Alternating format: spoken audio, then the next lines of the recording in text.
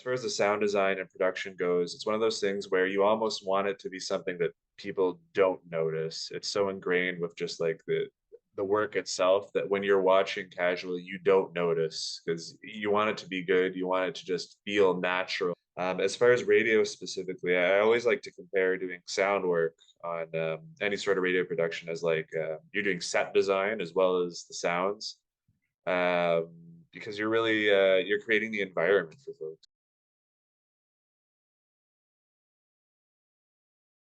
Thinking about challenge in terms of sound, I think it's in a way an easier challenge to meet in the audio realm versus the visual realm because our eyes are so demanding in very specific ways, and it's very hard to achieve a level of production values that, if you're bringing into the story major catastrophes or things that you want to depict visually, then you've got to do it with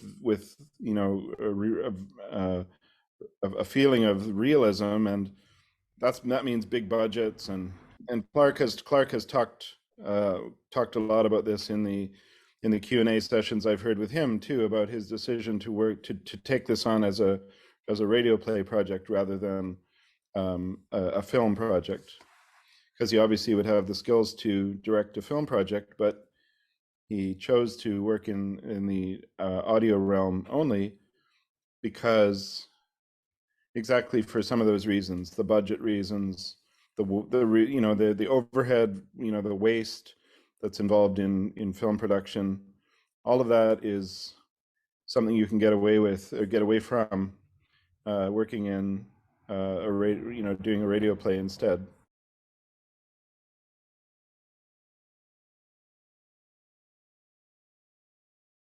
I prefer that because it's easier to have people record in a controlled, clean way and then later on edit that to sound how you want, whether that's having appropriate reverb for like an outside scene or just using the soundscape around their voice to create that effect, or even just effects with panning and spacing can sort of achieve that.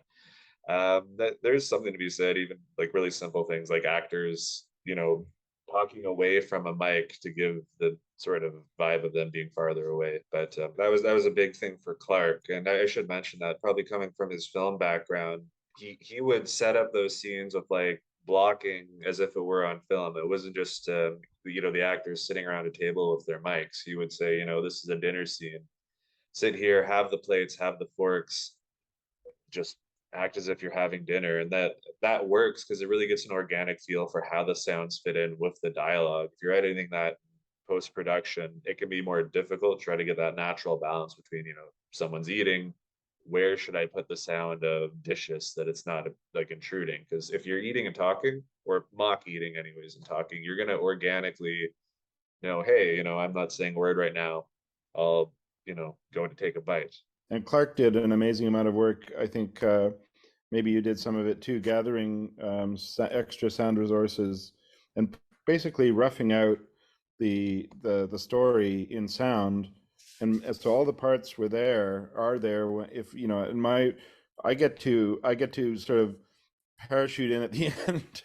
Well, I've been sort of envisioning each scene as happening, kind of like Jeremy says, it's like a stage. You're setting a stage, and each scene is kind of bundled into its own little project, where the project has, well, Clark recorded, like, because he comes from film, he thought to record a sort of Foley style sounds of clothing rustles and footsteps.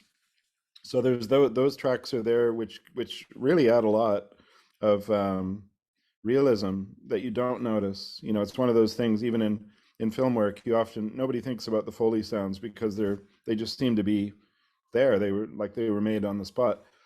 So they want to get the same kind of realism with his Foley type sounds. So spatializing those sounds and trying to, if it's you were asking about indoor versus outdoor scenes, and how do you take something that was recorded in a neutral kind of space like a studio and make it seem like it's indoors or outdoors. And it's really about like thinking about like how we hear with our ears, and then what would be the experience of hearing it under those conditions and trying to arrive at a believable version for radio.